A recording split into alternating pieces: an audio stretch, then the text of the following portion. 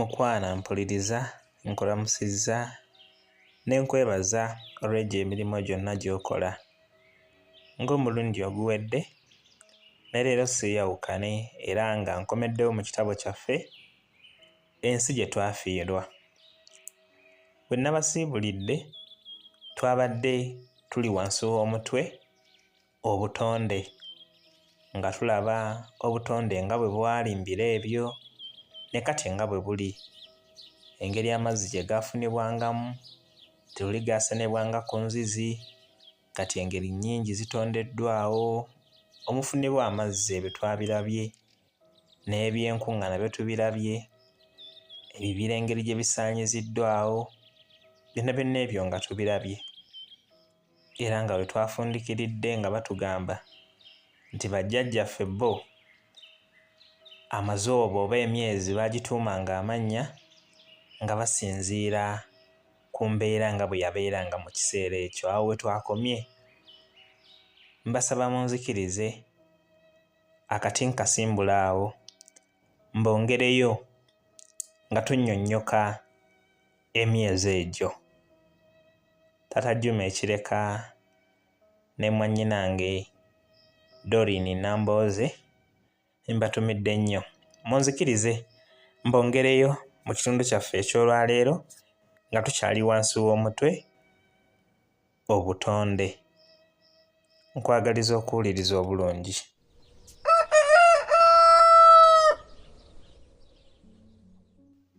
Bo bajjajjaffe abaaliwo mu myaka mingi emabega, amazooba baagatuuma amannya okusinziira ku mbeera y'ensi nga bwe yabeeranga mu kiseera ekyo. Ng'era omuntu okukugamba nti guno omwezi guyitibwa bwe guti, wamma ng'oyanguwa okukitegeera.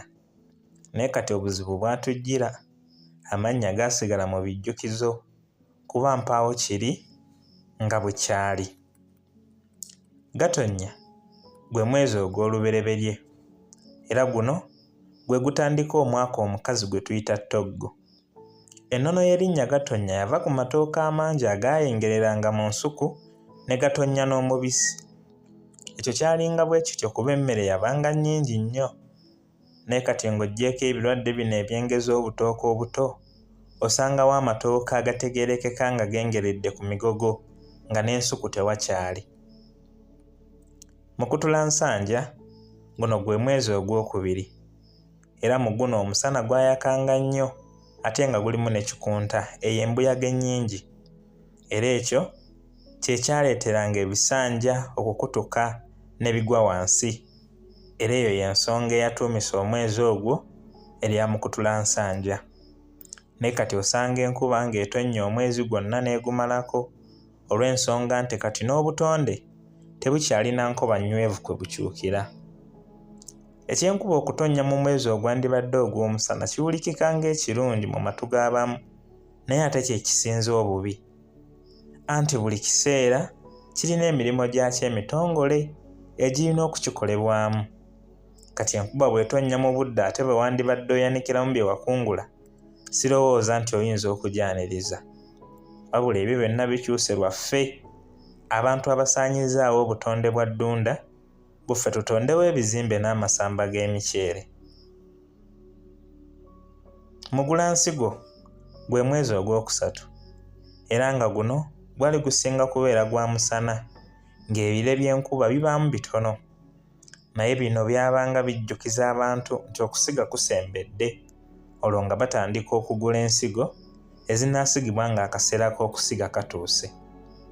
Kitange yantegeeza nti ye we yakulira ensigo tezaagulwanga ssente wabula zaagulwanga bintu bikalu okugeza oli yayinzanga okuwaamu munne endebe y'ebijanjaalo ye n'amuwaamu endebe 2 ez'omuwemba oba akataasa k'ebinyeebwa ne bamuwaamu endebe y'empande. Wabula nti waaliwo n'abaagulanga ensigo nga baziguzisa buntu bulamu. Taata nga ŋŋambye kino saakitegeera wadde akatono, kwe kumusaba nnyinyonnyola engeri obuntu bulamu gye bwagulangamu ensigo. Era kino kye yaŋŋamba: mwana wange tulaba ensi okukyuka, naye mu mulembe gwaffe ebintu byali birala nnyo. Omuntu alina obuntu bulamu mu ye yabanga alina ekyobugagga ekitamanyi zaabu, anti nga by'ayagala kyenkana afuna bya ndola. Jjajjaawe omusajja y'omu ku bantu obuntubulamu be bwaguliranga ensigo, anti ng'abeera awo agenda okulaba nga waliwo amuleetedde empande, omulala ng'aleese kawo, kw'ossa n'ebintu ebirala. Wabula ebyo teyabifunanga lwakuba ye yali asinga obuwanvu ku kyalo oba okutambula obulungi. Naye obuntubulamu bwe yalina mu ye nakakasiza ddala nga bwe bwamuweesanga ebintu ebyo. Kale bwe nkugamba nti n'obuntubulamu bwagulanga ensigo, ndowooza siba mukyamu.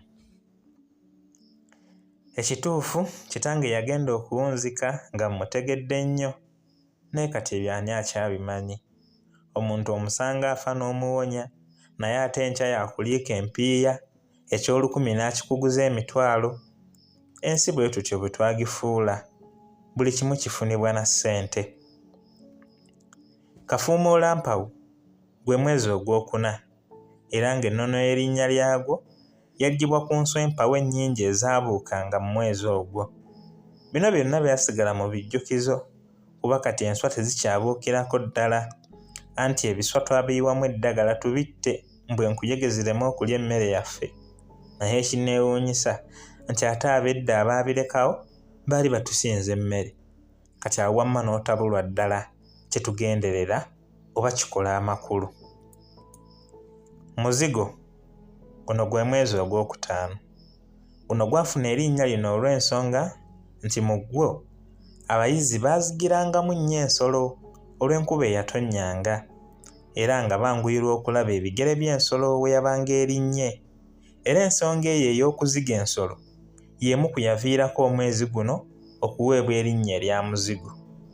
Naye kati abayizi banaayiggirawa ng'ebibira n'ettale tubisaanyizzaawo, ate nga n'okumusanga mu nnimiro y'ombwayigga omutwala misinde. Ensonga endala ku linnya lino muzigo, olw'enkuba eyatonnyanga, ebirime byanyiriranga nnyo ne bifaanana ng'ebisiiga omuzigo, era n'eyo n'eba ensonga okutuumisa omwezi ogwokutaano erinnya lino erya muzigo. Omwezi ogw'omukaaga gwo gwaweebwa erinnya erya Ssebaaseka, era omwezi guno gwe gufundikira omwaka omukazi. Mu mwezi guno ebirime ebyabanga byasigibwa mu mwezi gwa Mugulansigo nga guggwako byabanga byengera, era ku nnono y'erinnya lyagwo taata yantegeeza nti lumu mu maka agamu omwami yali mu ddiiro ng'atudde mu ntebe y'emwami akooye, ate ng'omukyala ye ali mu kwokya kasooli, era nti kasooli bwe yajja omukyala n'amuwa kawala kaabwe katwalire taata waako eyali mu nnyumba.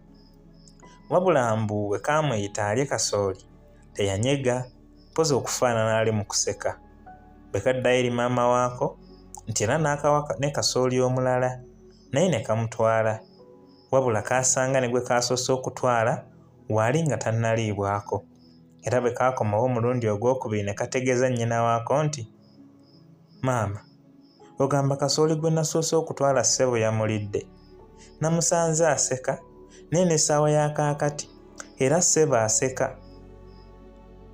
Kitange kuno yayongerako nti, wadde akawala kaayogera bwe katyo, naye omusajja yali yafiiridde mu ntebe, era olw'okuba yafa ng'amannyo gali kungulu, akawala kyekaava kalowooza nti yali aseka. Era mwanange, eyo y'ensibuko y'erinnya eryaweebwa omwezi ogwo ogw'omukaaga erya Ssebaaseka.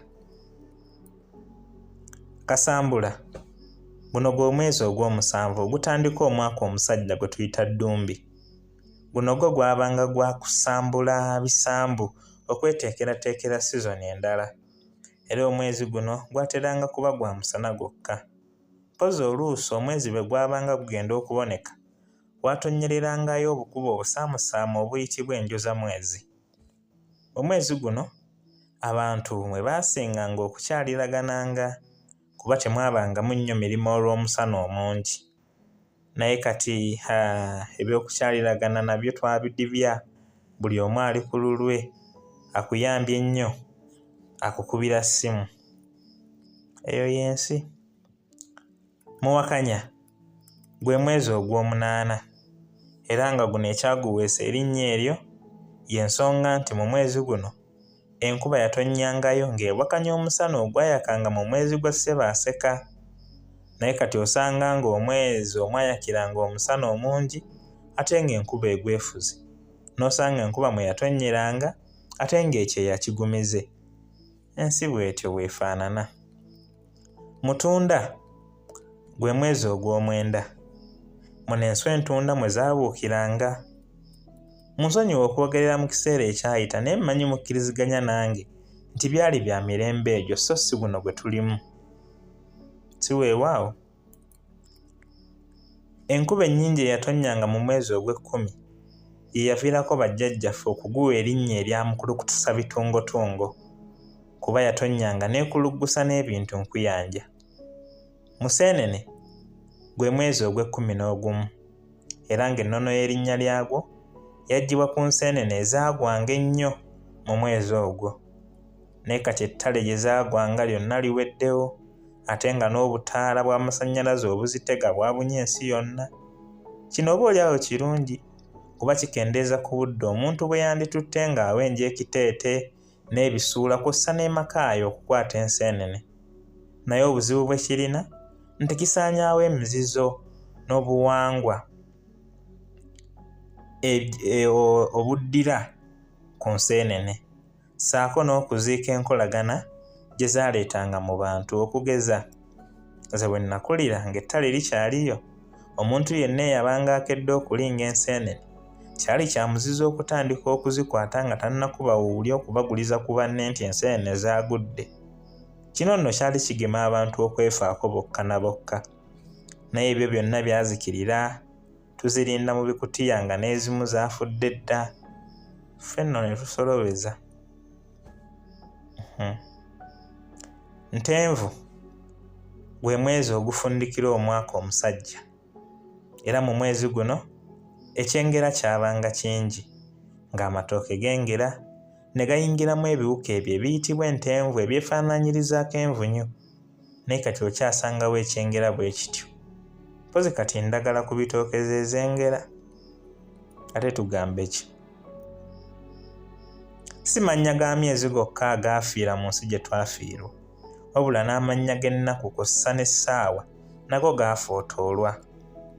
Ennaku zaatuumwa amannya okusinziira ku lubaale eyasinzibwanga ku lunaku olwo. Okugeza olunaku lwa bbalaza oba oluyitibwa Mande mu Lufuutifuuti, ffe wano tuteekwa kuluyita Lwakazooba, olwokubiri ye Walumbe, olwokusatu lwe Lwamukasa, olwokuna ye Kiwanuka, olwokutaano lwa Nagawonye, olw'omukaaga Wammonyi, ate Sande lwa Wangu. Naye olw'okuba twasuula ennono n'obulombolombo, bw'oyogera ku lubaale batandikirawo okukuyita omulogo era nti tokkiririza mu Katonda. Oba wattima ki eyatutuusa wano okulowooza nti ebyaffe bye birina okufeebezebwa? Simanyi. Lwakuba tetumanyi bumanya. Naye n'amannya g'ennaku ag'Oluzungu era gakiikirira lubaale waabwe. Ffe amannya agaffe ag'enno ne tugayita aga Sitaani, agaabwe ne tugayita aga Katonda. Ku nsonga eno nkimanyi bangi bayinza okunnyiigira, naye nga nange bwe mbanyiigira wabula ne neesanga sirina kyakubakolera, nammwe nsaba munveeko buvi. Katonda buli ggwanga yalitondera obuwangwa bwayo n'ennono, era ng'omwo mwasinziira okutulamula ffenna. Wabula abamu tusazeewo tudibye obuwangwa bwaffe, tukoppe obw'abalala, era nga tulowooza nti ebyo bye tukoppa bye biteekwa okututwaza mu ggulu. Ekyo nno nze nkiraba ng'omuyizi akoppa mu kibuuzo kya munne bw'ajjuza mu kikye, naye ng'ate empapula z'ebibuuzo balina za njawulo. Ddala oyo omuyizi akoppye asobola okuyita? Kyebuuze nga bw'onyiikira okwesabira. Sirowooza nti omuntu azaaliddwa ku lukalu lwa Bulaaya era n'awangaalira eyo okutuusa lw'ava mu nsi, Katonda ayinza okumuvunaana obutassa kitiibwa mu nnono ya Buganda era mbika ab'ekika ekimu bwe batalina kufumbirigana. Kyokka ate ggwe azaaliddwa mu Buganda, bw'ovvoola ennono eyo, nsuubira ne mu maaso ga Katonda oba osobezza. Kale ekyo kye kinviirako okulowooza nti ne Katonda atulamula kusinziira gye tuwangaalira. Wabula naawe ky'olowooza kisobola okuba ekituufu. Ekibuuzo, tunaayawula ddi ekikyamu ku kituufu tusobole okukituukiriza? Bwe weetegereza n'amannya agaatuumibwa essaawa ez'enjawulo okizuula nga ddala twaseeseetuka era ekituufu amakulu agali mu mannya ago tegakyatugasa wadde akatono. Abaasalawo essaawa 5 ez'emisana bazituume Mannyoka baakiraba nti omuntu aba yeetaaga okuwummula. Ffe tukola enjuba ne tugisirissa era ne twetenda okuba abakozi kirungi, naye twerabira nti ate ensimbi ze tuba tunoonya mudda tuzeeyambisa zonna okwejjanjaba ebirwadde bye twafunira ku mirimu egyo, nga n'abamu zigaana okutumala. Ne twegayirira abazirakisa okutusuula omukono mbu tujjanjabwe. Olwo amakulu gaba luddawa? Waliwo abantu abawangaala emyaka 7 oba 8 naye ng'okuggyako emyaka mwe yali omuto nga kugisigadde gyonna talinaako mwaka wadde ogumu ogwekutte gwe yeeyagaliddeko mu nsi, anti nga buli lukedde aba mu kugomoka na kukuŋŋaanya mpiiya, wabula ate agenda okuziweza nga tezikyamugasa, anti nga byalya tebikyawooma kuba baalugera dda nti obukulu buwoomya ttooke. Sibagamba kuba bimpemempeme ebiwema n'ensigo gye byandisize, naye bw'oba ofunyeyo ku kasente wandireerowoozezzaako, tumya ku mpuuta weeriireko, mpozi nazo tezikyalabika.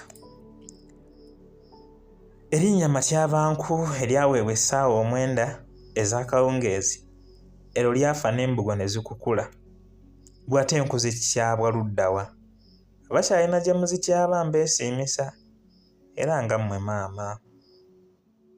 Biringa ebyolusaago naye bw'obirowoozaako ennyo bikaabya amaziga. Kankubuulire, bwe nkugamba nti masita nsejjere ziba ssaawa 7 ez'ettumbi tekyandinneetaagisizza kunnyonnyola nti mu ssaawa ezo enswa ensejjere kwe zaabuukiranga, ne ku kikunnyonnyola nteekeddwa kuba tezikyabuuka olw'ensonga nti ebiswa twabitta byonna nga tubiyiwamu obutwa. Wadde ebitabo ebitukuvu byogera nti obutonzi bwatuwa obuyinza okufuga ebitonde ebirala, naye nze ndowooza ekigambo ekituufu kyandibadde kubikulembera so si kubifuga. Omukulembeze yeeyisa mu ngeri ya njawulo nnyo n'omufuzi, kuba ye omukulembeze gy'aba ayagala ogende naye gy'aba ayolekera. Ekyo kimuviirako okukola okusalawo okutuufu era okulungi eri baakulembera, naye omufuzi asobola okukulagira okukwata olw'ekyaggwe ng'ate ye akutte lw'ebuddo. Naye kale katukkirize nti tuli bafuzi b'ebitonde ebirala era tukyenyumirizeemu, naye mbuuza, obufuzi bwaffe tuli bwoleseza ku ki nga buli kimu tukisaanyizzaawo? Ekibuuzo ekyo funa gw'okibuuza, bw'akubula okyebuuze. Bw'omala okukyeddamu okoteko omutwe mu nnaku eyitiridde, kubanga ekyo kyokka kitusigazizza.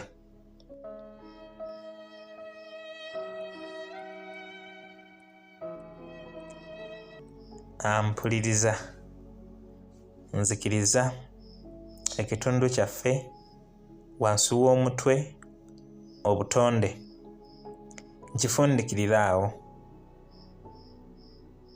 Mungu bw'ali bakkiriza ng'atwazisa eky'obugagga obulamu, bwe ndiba nkomyewo we nnyini awo we naasimbula akati mbongereyo tukyalanira n'ekitabo kyaffe ensi gye twafiirwa.